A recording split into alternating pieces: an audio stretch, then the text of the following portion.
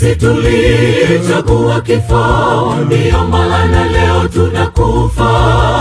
Tulikubali kudanganywa ovyo na muovu yule aliye hasi. Alituuliza maswali, kwa nini hamnitunda hili? Tulijitetea kwa sana, tulikatazwa na Mungu Baba. Mkila tunda hili kwa hakika hamtakufa, mtafanana naye Yehova Mungu Baba. Sisi tulichagua kifo, ndiyo maana leo tunakufa.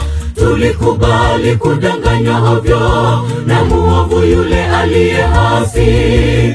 Alituuliza maswali, kwa nini hamnitunda hili? Tulijitetea kwa sana, tulikatazwa na Mungu Baba.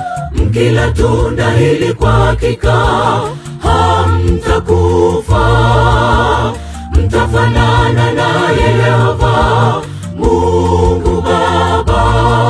Adui baya kama kifo sijawahi kuona, inatokea ghafla twashangaa fulani kalala. Kinatuumiza sana mioyoni mwetu, kifo ni adui katili. Tulikuwa naye jana jioni, eti leo hayupo.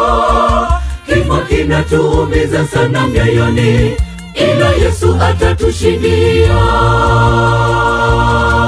Adui baya kama kifo sijawahi kuona, inatokea ghafla twashangaa fulani kalala. Kinatuumiza sana mioyoni mwetu, kifo ni adui katili. Tulikuwa naye jana jioni, eti leo hayupo. Kifo kinatuumiza sana mioyoni, ila Yesu atatushindia.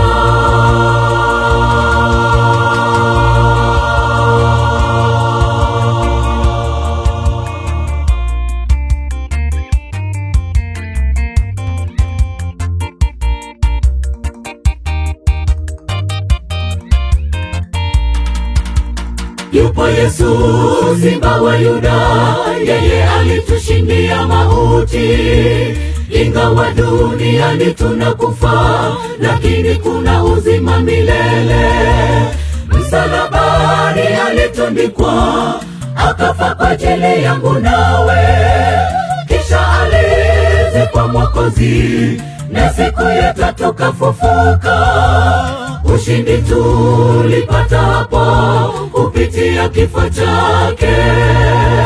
Upendo wa Yesu kwa hakika ni upendo wa agape. Yupo Yesu Simba wa Yuda, yeye alitushindia mauti.